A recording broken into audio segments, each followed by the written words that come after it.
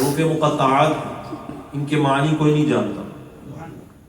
اللہ تعالیٰ اپنے انبیاء اکرام کو علم دیتا ہے، ان کے صدقے میں پھر اولیاء اکرام کو دیتا ہے، فقراء کو دیتا ہے، درویشوں کو دیتا ہے. تو یہ حروف مقطعات ہیں. سورۃ مریم یہاں سے شروع ہو رہی ہے قرآن پاک کی 16ویں پارے میں. کیا لفظ ہے؟ کاف ہا یا عین صاد، حروف مقطعات. اسی طرح اور بھی بے شمار صورتیں ہیں، طٰہٰ، یاسین، الف لام میم. کوئی نہیں جانتا. اعلیٰ حضرت اللہ علیہ نے معنی بیان کی. توجہ کرنی ہے آپ نے، مسئلہ حل ہو گیا. کاف گے سو ہا فرمائیے سبحان اللہ. کاف گے سو ہا یا رب کے عین صاد. کاف گے سو ہا یا رب کے عین صاد.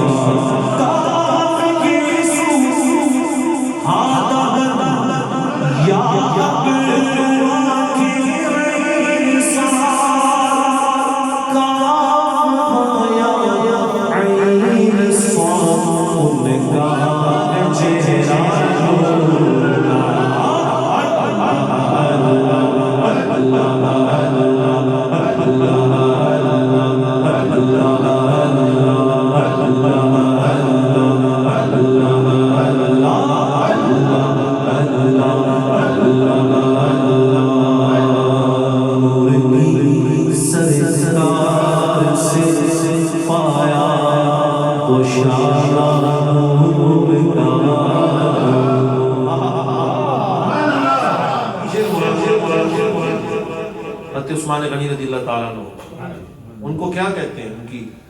ان کا لقب ہے، وہ کیا ہے؟ ذو النورین. سبحان اللہ. کیا کہتے ہیں؟ ذو النورین. اونچی آواز سے فرمائیے. ذو النورین کا مطلب ہوتا ہے دو نوروں والا. ان کے ساتھ کوئی لائٹیں لگی ہوئی تھی، بلب لگے ہوئے تھے. ہاں، ان کے ساتھ جو نور تھا وہ کسی کے پاس نہیں تھا. سبحان اللہ. حضور صلی اللہ علیہ وسلم کی 2 صاحبزادیاں حضرت عثمان غنی رضی اللہ تعالیٰ عنہ کے نکاح میں تھیں. اور پھر جب فوت ہو گئی تو سرکار نے فرمایا اگر میری اور بھی ہوتی تو میں پیش کر دیتا. یہ شان تھی عثمان غنی رضی اللہ تعالیٰ عنہ. تو اعلیٰ نے اس کلام کے اندر قصیدہ نور کے اندر حضرت عثمان غنی رضی اللہ تعالیٰ عنہ کی شان میں شعر کہا کہ نور کی سرکار سے پایا بشارت، نور کی سرکار سے پایا بشارت،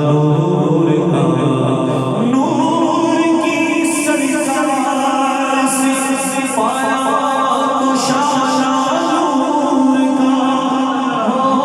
مبارک تجھ کو سنور ہے اللہ